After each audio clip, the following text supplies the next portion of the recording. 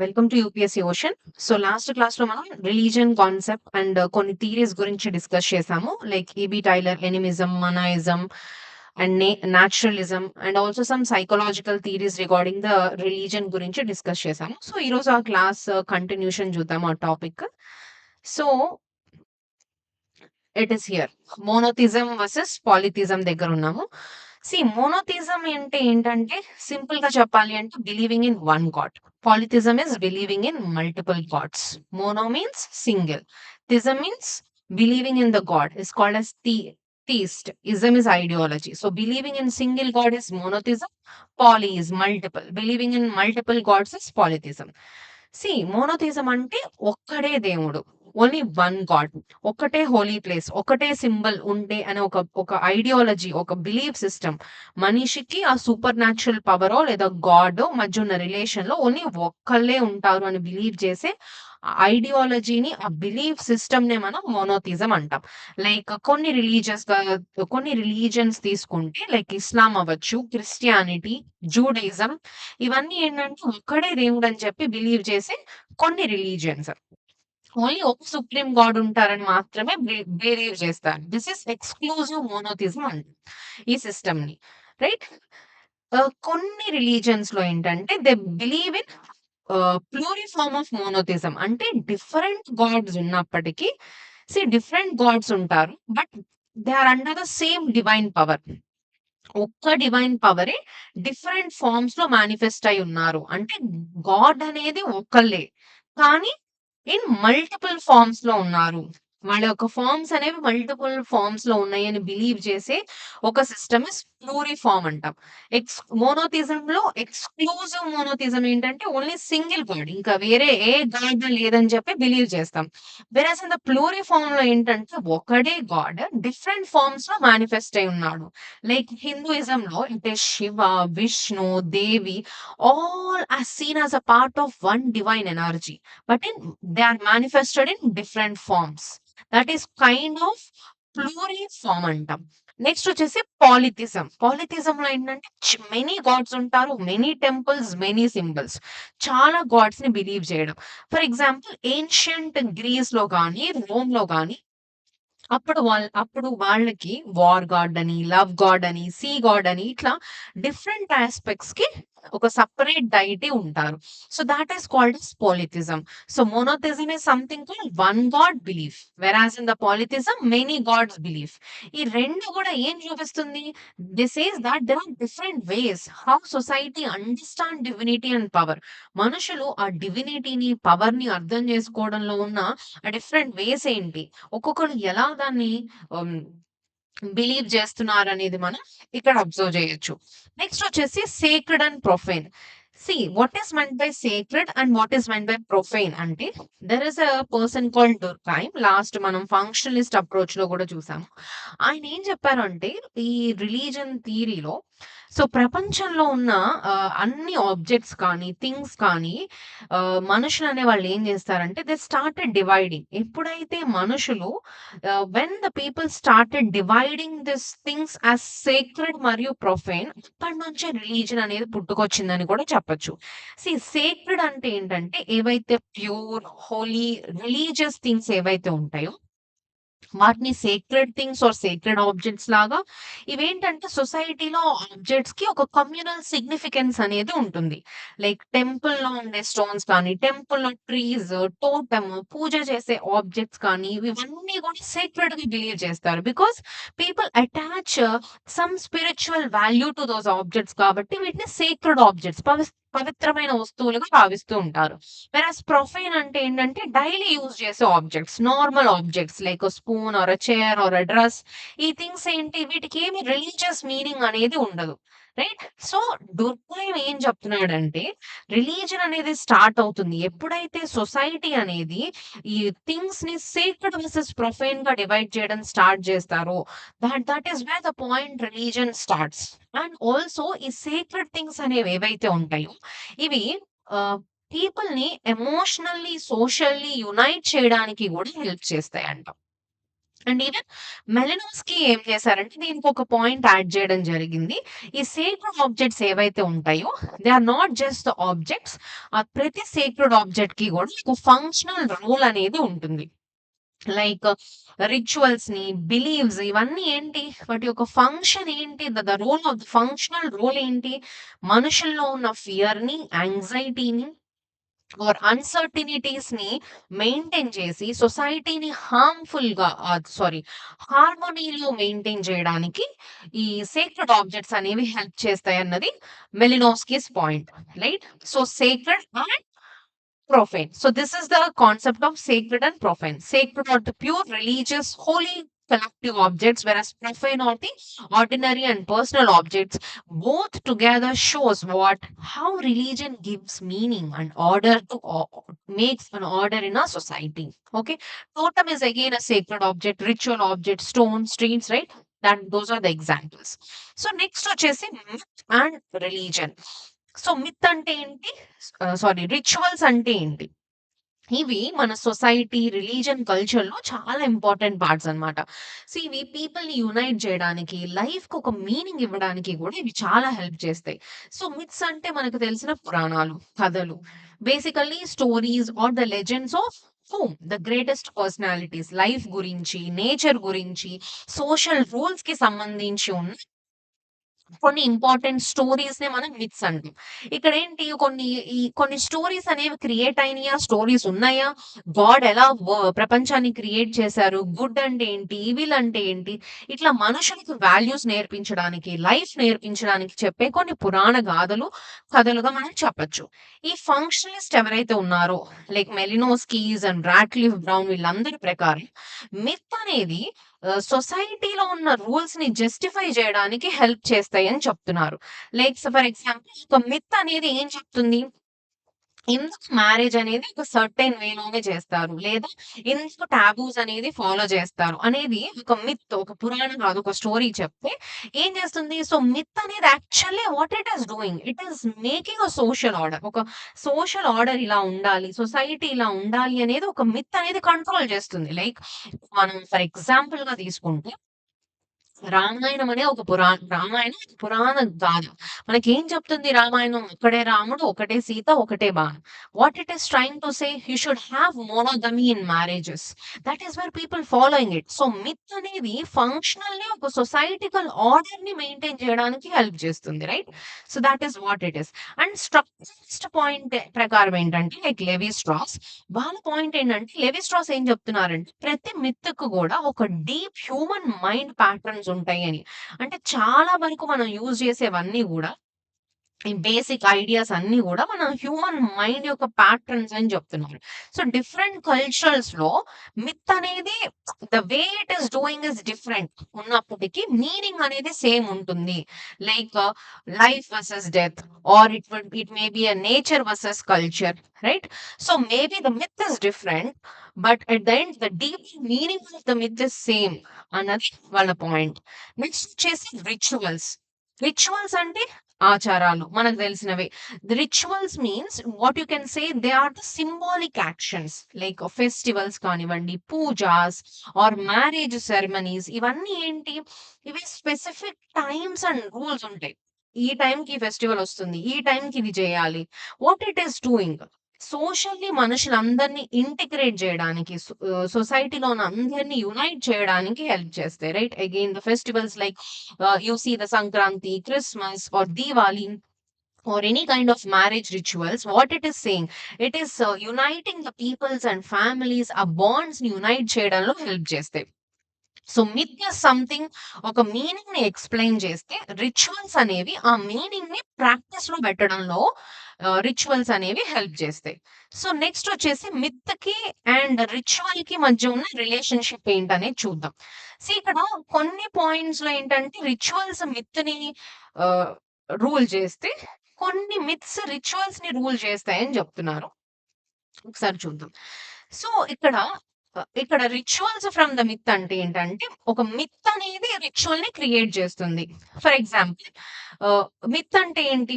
It is a kind of a story, a charter or authority. అసలు ఒక ritual అనేది ఎందుకు జరగాలి అనే దానికి ఒక దాని వెనకున్న ఒక స్టోరీ చెప్పేదాన్ని మిత్ అంటాం. సో, ఎగ్జాంపుల్ చూద్దాం. సింపుల్ ఎగ్జాంపుల్ చూద్దాం. రాముడు ఎప్పుడైతే ఆయన వనవాసం నుంచి తిరిగి మళ్ళీ అయోధ్య వెళ్లారో, అప్పుడు మనం వెళ్ళిన దానికి గుర్తుగా మనం ఏం చేస్తున్నాం? దీపావళి సెలబ్రేట్ చేసుకుంటున్నాం. ఇక్కడ ఏంటి? మిత్ అనేది బేస్. ఎందుకు రాముడు ఇక్కడికి వెళ్ళడం వల్ల మనం ఒక యాక్షన్ చేస్తున్నాం. ఆ యాక్షనే ritual. That is the festival. So, myth అనేది రిచువల్‌ని క్రియేట్ చేస్తుంది అన్నది ఒక పాయింట్. ఇంకొకటేంటంటే మిత్ ఫ్రమ్ రిచువల్. ఇక్కడ రిచువల్ నుంచి మిత్ వచ్చింది. సో, జేమ్స్ ఫ్రేజర్ ఆంథ్రోపాలజిస్ట్ ఆయనేం చెప్తున్నాడంటే అపోజిట్ అన్నమాట. ఫస్ట్ చెప్పిన దానికి అపోజిట్. ఫస్ట్ పీపుల్ అనేవాళ్ళు ఎవరైతే ఉన్నారో they perform the rituals like harvest, festivals, rain dances ఇట్లా కొన్ని ఈ రిచువల్స్‌ని సెలబ్రేట్ చేయడం వల్ల తర్వాత ఆ రిచువల్స్‌కి ఒక మిత్‌ని, ఒక స్టోరీని ఎక్స్‌ప్లెయిన్ చేయడం కుదిరింది. So, that is where ritual comes to the myth. For example సంక్రాంతియే తీసుకుందాం. వరి పంటకొచ్చే పనులు చేయడం వల్ల అక్కడి నుంచి ఒక పండగ సెలబ్రేట్ చేసుకున్నారు. రైట్? సో, ఇక్కడేంటి రిచువల్ అనేది చేయడం వల్ల దానికొక స్టోరీ అటాచ్ అయింది. సో, రిచువల్ నుంచి మిత్ క్రియేట్ అయింది. ఫస్ట్ దాంట్లో ఒక మిత్ నుంచి ఒక రిచువల్ అనేది ఫార్మ్ అయింది. సో, అనేది ఇంకొక point. But actually both are reinforcing. 2 ఒకదాన్నొకటి సపోర్టింగ్ ఈచ్ అదర్ ఇన్ రియాలిటీలో చెప్పాలి అంటే. Because myth and rituals reinforces each other. Myth అనేది ఒక రిచువల్‌కి మీనింగ్‌ని ప్రొవైడ్ చేస్తే, ఈ రిచువల్స్ అనేవి ఏవైతే ఉన్నాయో ఈ మిత్‌ని అలైవ్‌గా ఉంచడంలో, పీపుల్ యొక్క మెమరీలో దాన్ని అలైవ్‌గా ఉంచడానికి హెల్ప్ చేస్తుంది. సో, సింపుల్‌గా చెప్పాలంటే myth creates rituals. That is story is converting into action. In sometimes rituals creates myth. That is action is attaching with the story. But mostly what is happening 2 కూడా ఒకదానికొకటి work together దేనికోసం? కల్చర్‌ని maintain చేయడంలో, సొసైటీని యునైట్‌గా ఉంచడంలో 2 ఒకదానితో ఒకటి work చేస్తాయి. So, that is what the relationship between myth and a ritual. So, next వచ్చేసి ట్రైబల్స్ అండ్ పీజెంట్స్‌లో ఉన్న రిలీజియన్స్ ఏంటి? సో, ట్రైబల్ సొసైటీస్‌లో గాని, స్మాల్ పీజెంట్ విలేజెస్‌లో వాళ్ళు సెలబ్రేట్ చేసుకునే religious beliefs and practices mostly ఏంటంటే వాళ్ళు నేచర్‌తో, యానిమల్స్, ఆబ్జెక్ట్స్‌కి చాలా ఇంపార్టెన్స్ ఇవ్వడం జరుగుతుంది.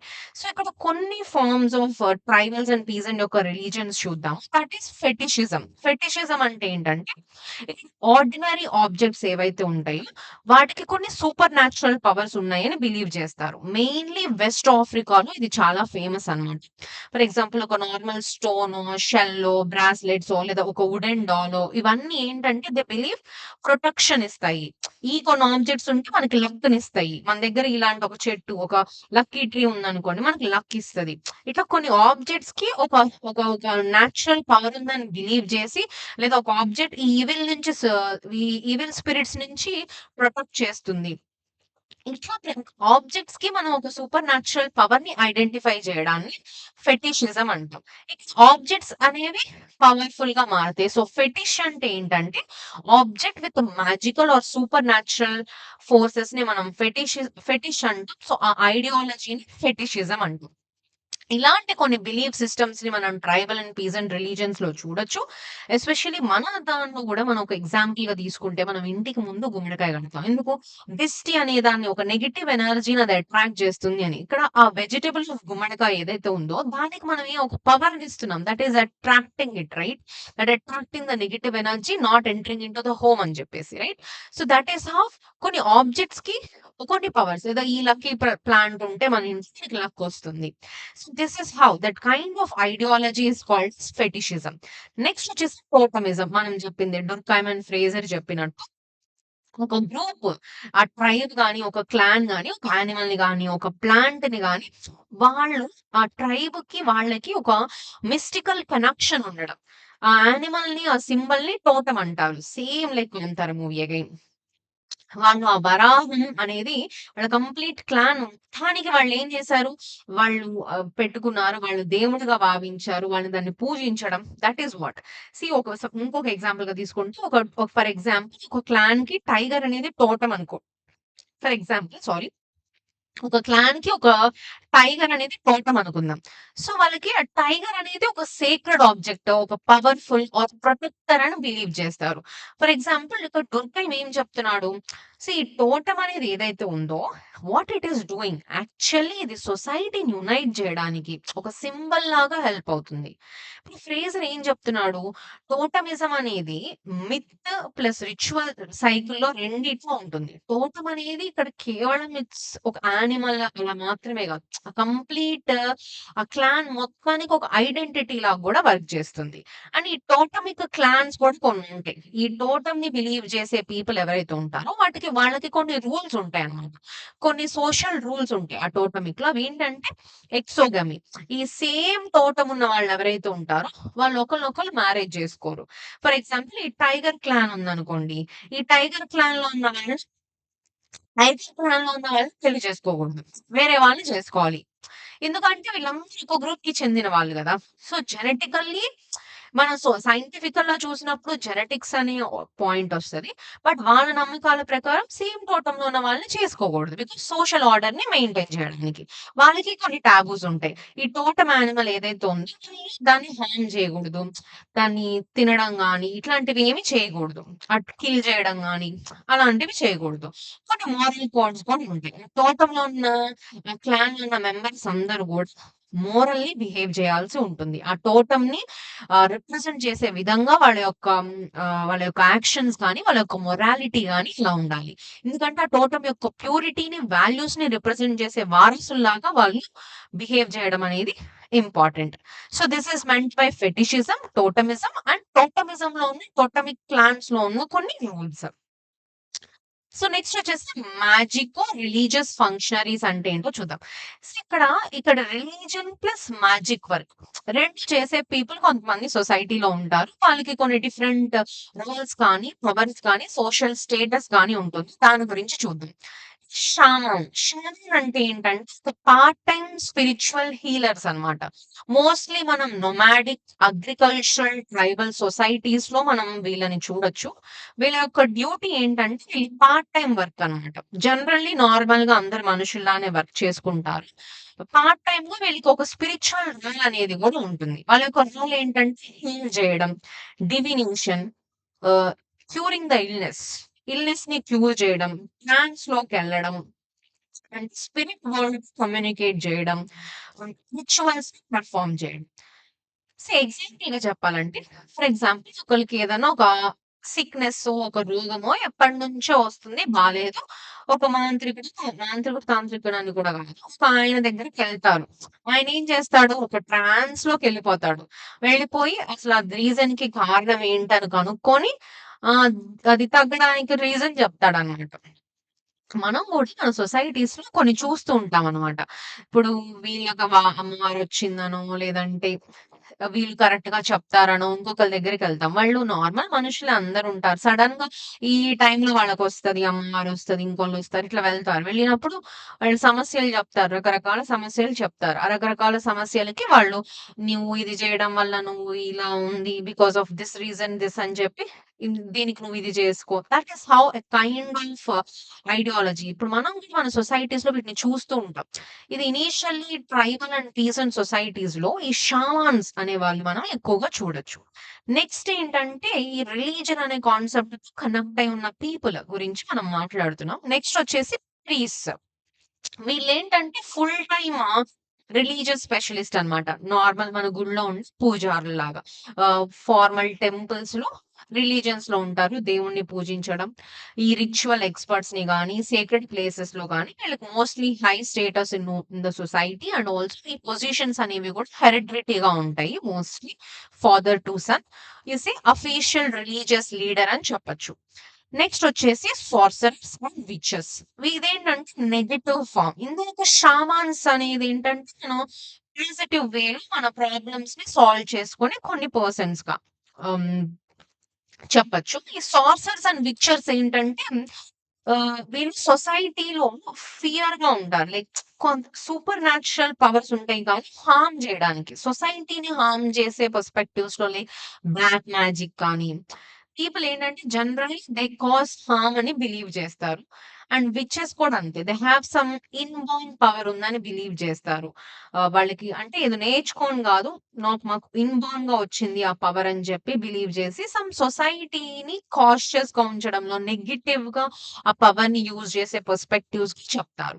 అండ్ నెక్స్ట్ వచ్చేసి మీడియమ్స్. మీడియమ్స్ అంటే ఏంటంటే ఈ స్పిరిట్స్‌ని పొసెస్ అవ్వడంలో గాని ఈ స్పిరిట్స్ ద్వారా మెసేజెస్ ఇవ్వడానికి ఇండివిడ్యువల్స్. అంటే ఈ స్పిరిట్స్ ఆత్మలు ఏవైతే ఉన్నాయో వీళ్ళతో కమ్యూనికేట్ జేయడానికి జనరల్లీ ఒక మీడియం లాగా యూజ్ చేసుకుంటున్నారు. That is called as mediums అంటాం. జనరల్లీ ఫీమేల్స్ ఎక్కువగా పార్ట్ టైమ్ రోల్ చేయడం జరుగుతుంది. లైక్ ఒక ట్రాన్స్‌లోకెళ్ళిపోయి ఇక్కడ స్పిరిట్ మెసేజెస్ కానీ, ప్రిడిక్షన్స్ ఇవ్వడం అగ్రికల్చరల్ సొసైటీస్‌లో మనం వీటిని ఎక్కువగా చూడొచ్చు. షామాన్ ఏంటంటే హీల్ జేయడం. వీళ్ళు ట్రాన్స్‌లోకెళ్తారు. బట్ హీలింగ్ అనేది చూస్తారు. ఇక్కడేంటంటే స్పిరిట్స్‌తో మాట్లాడడానికి మీడియం పేరులోనే ఉంది కదా! They are like a messenger between humans and స్పిరిట్స్‌కి మధ్య ఒక ట్రాన్సిషన్ లాగా ఒక కమ్యూనికేషన్ లాగా మీడియమ్స్ అనేవి మనం చూడొచ్చు. So, okay. నెక్స్ట్ వచ్చేసి magic, religion and science. Very interesting. Religion అనేది ఎలాగైతే ఎవాల్వ్ అవుతూ వచ్చిందంటే, పీపుల్ ఒక మ్యాజిక్‌ని బిలీవ్ చేసే దగ్గర నుంచి రిలీజియన్‌గా ఒక ఆర్గనైజ్డ్ ఫార్మ్ ఆఫ్ రిలీజియన్. ఇప్పుడు ఆ రిలీజియన్ నుంచి సైన్స్ అనేది అంతవరకు ఈ రిలీజియన్ అనేది ఎవల్యూషన్ జరుగుతూ వచ్చింది. That is even the initial మనం ఈ రిలీజియన్ కాన్సెప్ట్ నేర్చుకున్నప్పుడు కూడా ఇదే చెప్పాం. రిలీజియన్ అనేది ఒరిజిన్ అయిన దగ్గర నుంచి ఎలా ఎవల్యూషన్ జరుగుతూ వచ్చింది. ఇనీషియల్లీ ఈ పీపుల్ అనేవాళ్ళు ఎవరైతే ఉన్నారో they believe in the spirits, they believe in the souls, animism, manaism, they have spirits have some power. They have some spirits ని బిలీవ్ చేయడం, నేచర్ ని బిలీవ్ చేయడం.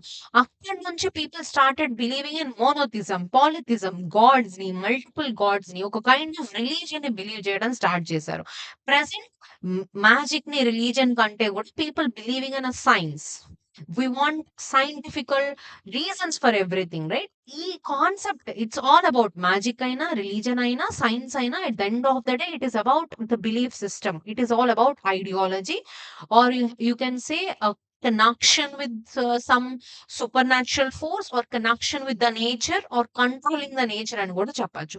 దాన్ని మనుషులు ఎలా చేస్తూ వచ్చారు అన్నది ఎవల్యూషన్ జరుగుతూ వచ్చిందని చెప్పొచ్చు. సో, ఫ్రేజర్ ప్రకారం ఏంటంటే హ్యూమన్ యొక్క థాట్ ప్రాసెస్ అనేది 3 స్టేజెస్‌లో ఎవాల్వ్ అయింది. మ్యాజిక్ నుంచి రిలీజియన్, దెన్ సైన్స్. ఆయన ఫ్రేజర్ ఏం చెప్తున్నాడంటే ఫస్ట్ పీపుల్ మ్యాజిక్‌ని బిలీవ్ చేయడం స్టార్ట్ చేశారు. తర్వాత రిలీజియన్, ఫైనల్లీ సైన్స్ అనేది డెవలప్ అయింది. ఇనీషియల్లీ హ్యూమన్స్ అనేవాళ్ళు నేచర్‌ని కంట్రోల్ జేయడానికి ఎందుకు నేచర్‌ని కంట్రోల్ జేయాలనుకున్నారు అంటే బతకాలి అంటే వాళ్ళకి ఫుడ్ అవన్నీ కావాలి. రెయిన్స్, క్రాప్స్, హెల్త్ విషయంలో. సో, ఇట్లా నేచర్‌ని కంట్రోల్ జేయడానికి ఫస్ట్ మ్యాజిక్‌ని యూజ్ చేశారు. తర్వాత గాడ్స్ అండ్ రిచువల్స్ వచ్చినియి. తర్వాత ఫైనల్లీ నౌ సైంటిఫిక్ లాస్ అనేవి వచ్చినియి. ఓకే. సో, మ్యాజిక్ అయినా, రిలీజియన్ అయినా, సైన్స్ అయినా అన్నిటికి సిమిలారిటీస్ ఏంటంటే అన్నిట్లోనూ రిచువల్స్, ప్రొసీజర్స్ ఉంటాయి. స్పెషల్ ప్రాక్టీషనర్స్ ఉంటారు. అక్కడైతే షామాన్స్, ప్రీస్ట్స్ లేదంటే ఇక్కడైతే సైంటిస్ట్స్. వాళ్ళకు అందరి ఏమేంటి నేచర్‌ని మానిప్యులేట్ జేయడం, నేచర్‌ని కంట్రోల్ జేయడం. లేదా ఒక రెయిన్ రావాలి, ఒక డిసీజ్ పోవాలి, ఒక క్రాప్స్ గ్రో అవ్వాలి. ముగ్గురు చేసేది ఒకటే. షామాన్ చేసేది ఒక మ్యాజిక్ చేసినా అదే, రిలీజియన్‌గా దండం పెట్టుకొని పూజ చేసినా అదే, సైంటిఫికల్‌గా మనం ఏదైనా చేసినా ముగ్గురి యొక్క మెయిన్ గోల్ ఏంటి? నేచర్‌ని మానిప్యులేట్ జేయడం, కంట్రోల్ జేయడం. మరి 3కి డిఫరెన్సెస్ ఏంటి? మ్యాజిక్ అనేది ఇల్లెజిటిమేట్ లాస్. దానికి ఎటువంటి సైంటిఫిక్ బేస్ ఉండదు. There is no guarantee of result. Like rain dance చేస్తారు. కానీ రెయిన్ రావచ్చు, రాకపోవచ్చు. సో, మ్యాజిక్ అనేది నేచర్‌ని ఫోర్స్ చేస్తుంది. వెరాస్ సైన్స్ ఏంటి? This is empirical. Observation plus evidence అనేది మనం యూజ్ చేస్తాం. It has some legitimate laws like physics, biology, chemistry. And ఈ ఒక వెరిఫికేషన్ సైంటిఫికల్ ప్రాసెస్ ద్వారా చేస్తారు. అండ్ రిజల్ట్స్ అనేది మళ్ళీ మళ్ళీ రిపీటెడ్ కావచ్చు. So, science is explaining the nature, not it is forcing the nature. So and also Malinowski's view point ఏంటంటే magic కానీ, రిలీజియన్ గానీ, సైన్స్ కానీ అన్నిటికి ఒక కామన్ పర్పస్ ఉంది. ఏంటంటే మనిషి యొక్క స్ట్రెసెస్ ఏవైతే ఉన్నాయో వాటిని హ్యాండిల్ చేయడంలో గానీ, హ్యూమన్ సర్వైవల్‌ని ఈజీ చేయడానికి మేజర్ కాంట్రిబ్యూషన్స్ అనేవి ప్రొవైడ్ చేస్తున్నాయి. కానీ డిఫరెంట్ ఫార్మ్స్‌లో చేస్తున్నాం అంతే. It's all about see the things, whatever the concepts you have been learning, see it with a open minded. It's all about open your mind with the different points. Here we are not judging anything. Magic ki support or religion ki support or scientifical ga support అని కాదు.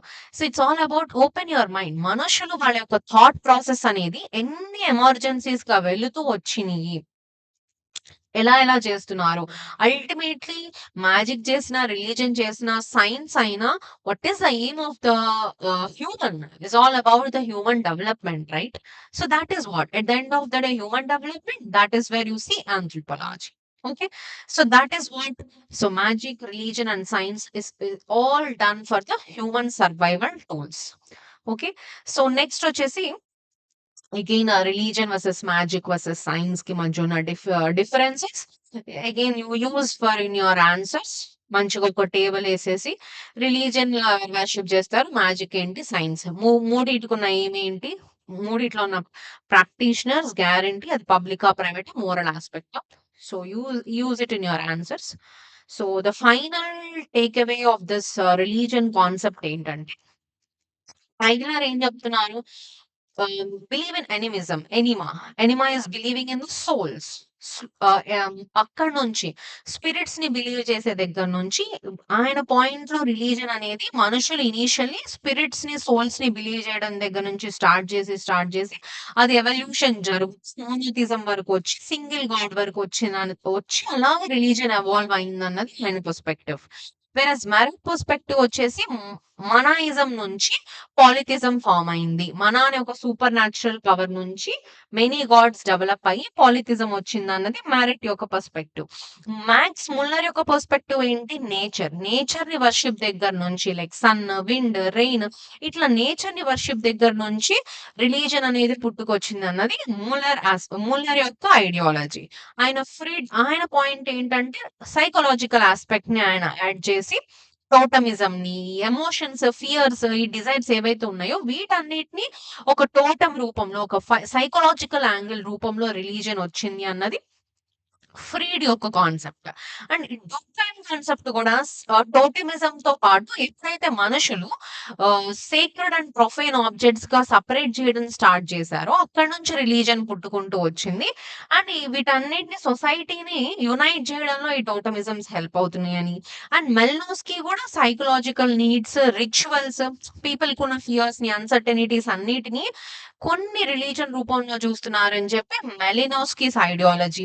Fraser ప్రకారం ఏంటంటే human యొక్క thought process అనేది magic నుంచి religion నుంచి science కి evolve అయింది అన్నది డిఫరెంట్ ఆంథ్రోపాలజిస్ట్ డిఫరెంట్ ఐడియాలజీస్ ని ఇక్కడ మనకి రిప్రజెంట్ చేశారు. ఒక్కొక్కళ్ళు వాళ్ళ సొసైటీస్ ని, మనుషుల్ని చదివి వాళ్ళ యొక్క పర్స్పెక్టివ్స్ లో ఈ రిలీజన్ అనే కాన్సెప్ట్ ఎక్కడి నుంచి ఒరిజిన్ అయ్యి ఎలా ఎవాల్వ్ అయింది అన్నది ఒక్కొక్కళ్ళ థాట్ ప్రాసెస్ ఒక్కొక్కటి.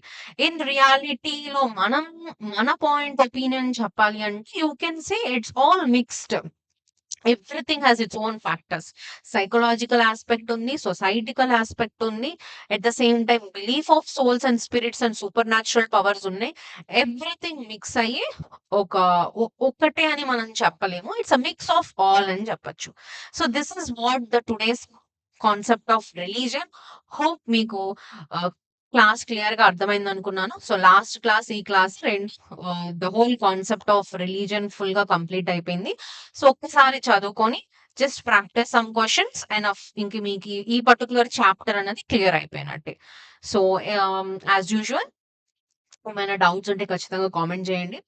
సో మంచిగా క్వశ్చన్స్ ప్రాక్టీస్ చేయండి.